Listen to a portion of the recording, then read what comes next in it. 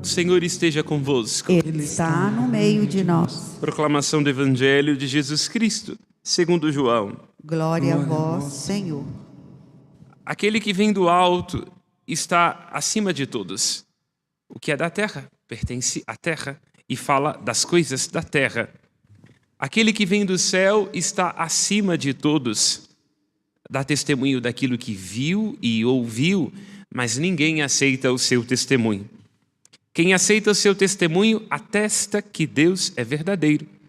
De fato, aquele que Deus enviou fala as palavras de Deus, porque Deus lhe dá o Espírito sem medida. O Pai ama o Filho e entregou tudo em sua mão. Aquele que acredita no Filho possui a vida eterna. Aquele, porém, que rejeita o Filho não verá a vida, pois a ira de Deus permanece sobre ele.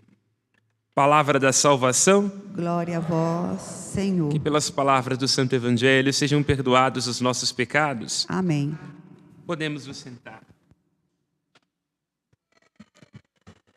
As leituras que temos escutado dos Atos dos Apóstolos dão a conhecer em que medida o encontro que os discípulos fizeram com o ressuscitado foi de tal maneira transformador em suas vidas que eles se puderam colocar em partida.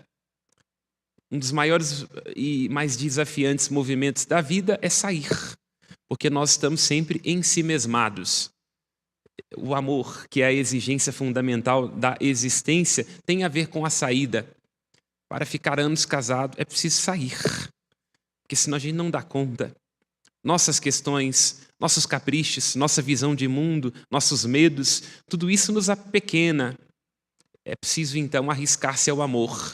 O amor nos convida a sair numa morte de nós mesmos e para os nossos caprichos, numa perda de nós, que vai se revelando uma perda daquilo que importa menos, até que nós encontramos aquilo que mais importa, aquilo que vem de graça, aquilo que arrebata. O grande desafio da igreja primitiva é que os judeus estavam ensimesmados, presos em si, numa compreensão muito limitada da lei, do templo e da norma.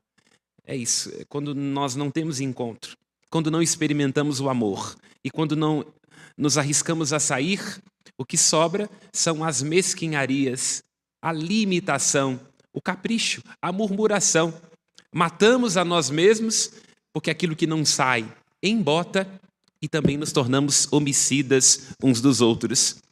O Cristo veio para as ovelhas perdidas da casa de Israel, para encontrar com sua voz, para dizer aquilo que ele mesmo vai manifestar no capítulo 10 do Evangelho de João. Eu vim para trazer as ovelhas e assim levar as ovelhas a um lugar onde se encontra uma pastagem. Eu sou o bom pastor, quero conduzir as ovelhas à vida. No entanto, as ovelhas, ou o povo de Israel, que deveria ser as ovelhas que se deixavam conduzir, vai se revelando, na verdade, cabrito. A ovelha é um animal dócil que se deixa conduzir. O cabrito é insubordinado e desobediente. Pedro, então, que sendo pastor, reconhece a si mesmo como ovelha, pergunta aos homens que lhe questionam. Os chefes do sinédrio, cheios de si mesmo, tendo dificuldade de sair, homens que se refugiam na estrutura, que se refugiam na lei, que se refugiam na neurose. Convém obedecer a quem? A Deus ou aos homens, diz o apóstolo Pedro. É preciso obedecer a Deus antes que aos homens. E nós obedecemos a Deus na medida em que nos abrimos a reconhecer a sua revelação de amor feita na ressurreição de Jesus Cristo. Vós o matastes, diz Pedro. Por conta da limitação da vossa compreensão, poderíamos dizer. Por conta de vossa desobediência. Mas Deus o exaltou e lhe fez guia supremo e salvador. Vamos nos deter a estas duas expressões trazidas pelo apóstolo Pedro. Cristo é guia, aquele que é capaz de conduzir. O que é que isso significa? Em primeiro, já dissemos, ele, em sendo pastor, é o único capaz de nos conduzir para a vida.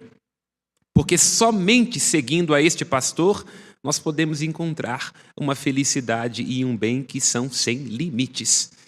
Porque quando nós nos deixamos conduzir por outras coisas, elas são limitadas.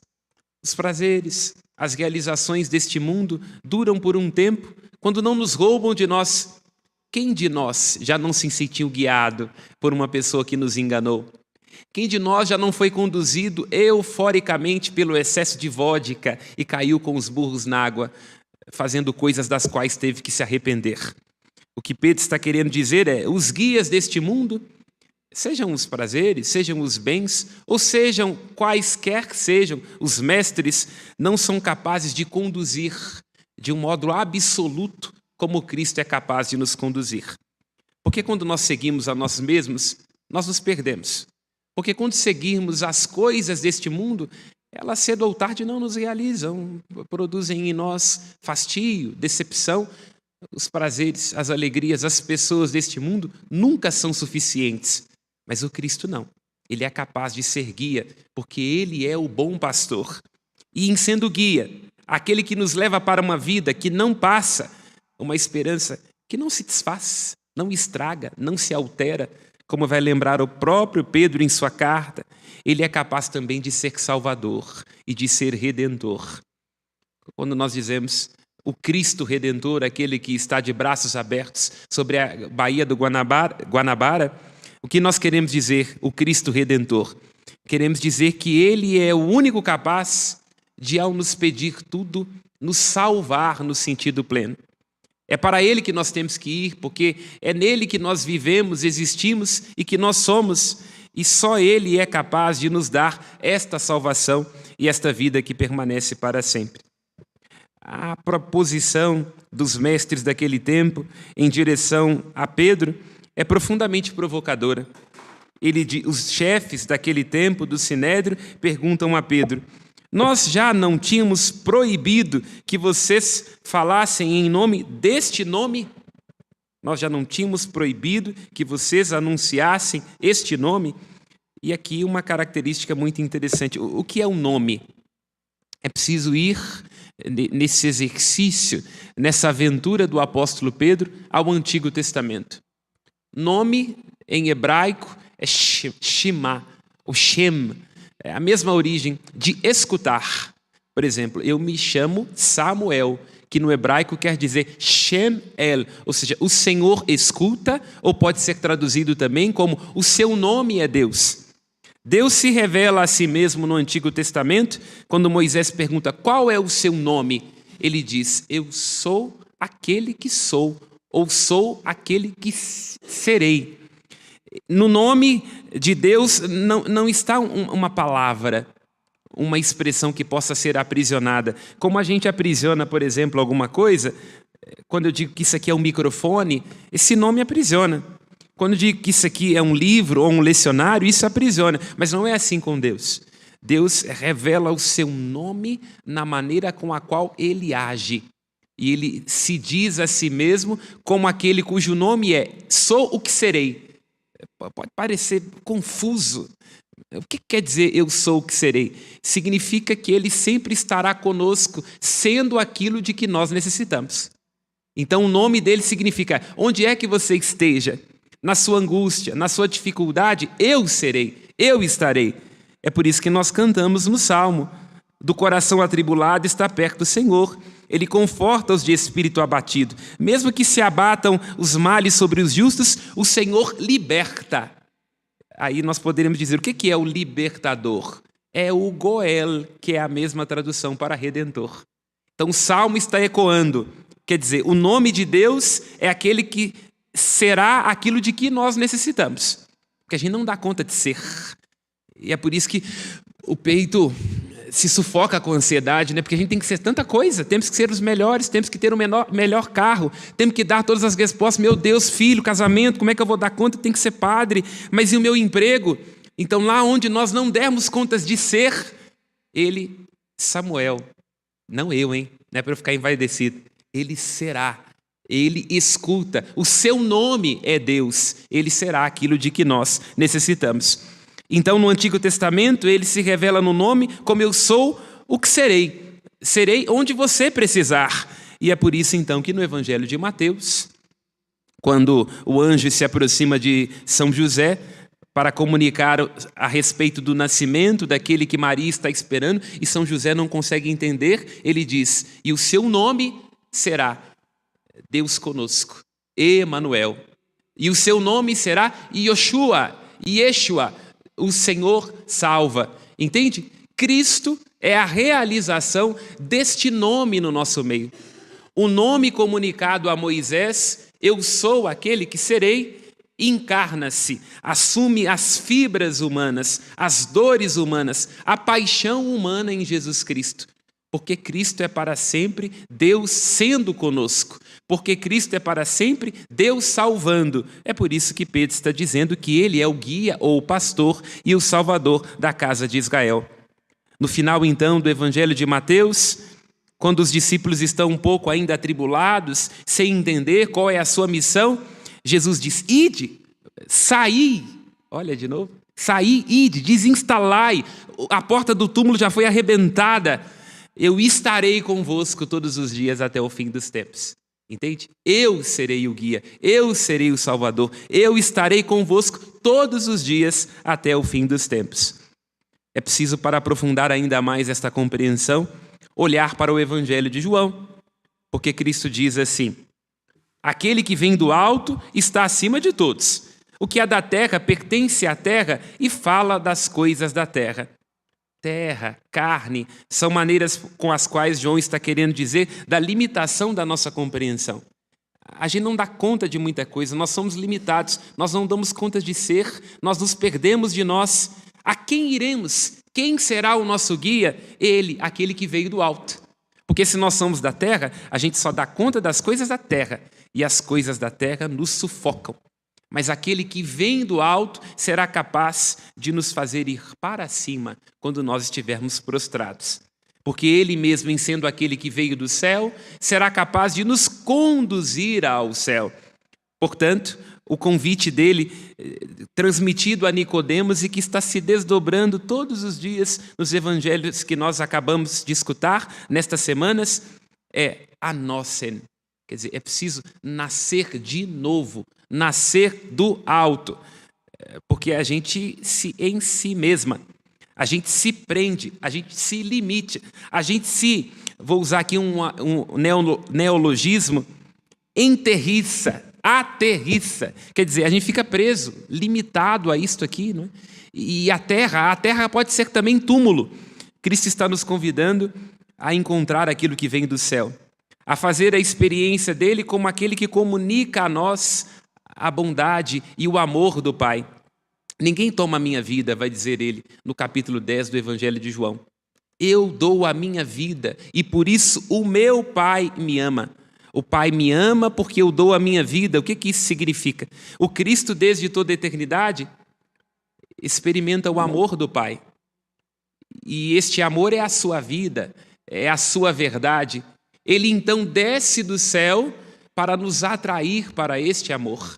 Em primeiro lugar, este amor tem que ser uma experiência de reconhecimento. Nós nos encontramos com Cristo, o reconhecemos como ressuscitado e neste amor somos envolvidos. É por isso que o Pai me ama, porque eu dou a minha vida. E uma vez que nós nos encontramos com Cristo, que este amor nos cura, nos restaura, que este nome dele é pronunciado sobre nós, e foi pronunciado no dia do batismo, nós nos pomos a anunciar este nome, esta experiência, este amor, por onde quer que nós nos encontremos. E este encontro com Jesus Cristo, com este nome, com este amor, é tão forte que a gente deixa de ter medo de dar a vida. Eu quero voltar a este ponto. Jesus diz: ninguém toma a minha vida, eu a dou livremente. Por isso o Pai me ama, porque eu dou a minha vida. Este é o mandamento que eu recebi do meu Pai: permanecei no meu amor. O Pai dá tudo de si. Envia o Filho, tanto Deus amou o mundo que lhe deu o seu Filho único. Esse Filho é uma manifestação do nome de Deus que veio para cuidar, para ser pastor, pastor que se perde na busca da ovelha. E o que é que ele pede de nós para que nós permaneçamos neste amor? Que nós nos convertamos em buscadores uns dos outros. Isso, logicamente, vai significar sofrimento. Porque Pedro está dizendo, nesta primeira leitura que nós acabamos de escutar, o nome de Cristo, o amor de Cristo lhes faz sofrer. Mas este sofrer é saída. E esta saída é um parto de si, uma perda de si para poder se encontrar. Que isso então nos motive ao amor. Porque Cristo vai dizer, este é o mandamento que eu recebi de meu Pai. O mandamento é amar. Vós sereis os meus discípulos se cumprirdes os meus mandamentos. Amai-vos uns aos outros. Que nós nos arrisquemos então, tendo feito esse encontro, com este nome e com este amor que nos realiza e que nos rouba de nós, nos rouba daquilo que nos mata. Amor que abre os túmulos nos quais nós nos encontramos, a nos convertermos em anunciadores de Jesus Cristo. Porque uma vez tendo experimentado este nome, uma vez deixando que Cristo seja guia e pastor de nossas vidas, deixando que Ele seja o nosso Salvador, que Ele seja Deus conosco, tudo concorrerá para o bem. Não haverá dificuldade, não haverá angústia, não haverá tribulação, não haverá morte que nos poderá separar do amor de Deus. E à medida em que nós nos arriscarmos na direção do coração uns dos outros, ainda que os outros nos façam sofrer, estaremos cumprindo o mandamento de Cristo. E como Ele mesmo diz no capítulo 14 do Evangelho de João, na medida em que guardamos os seus mandamentos, temos em nosso coração a Trindade inteira.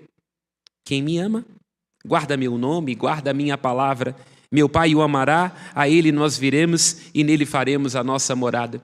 Se Deus mora em nós, não temos o que temer, porque em meio às nossas angústias, às nossas fragilidades, às nossas limitações, cantaremos o salmo. Experimento a bondade do Senhor, feliz quem nele encontra o seu refúgio. Louvado seja nosso Senhor Jesus Cristo. Para sempre seja louvado. Apresentamos aos céus as nossas preces. De pé responderemos juntos.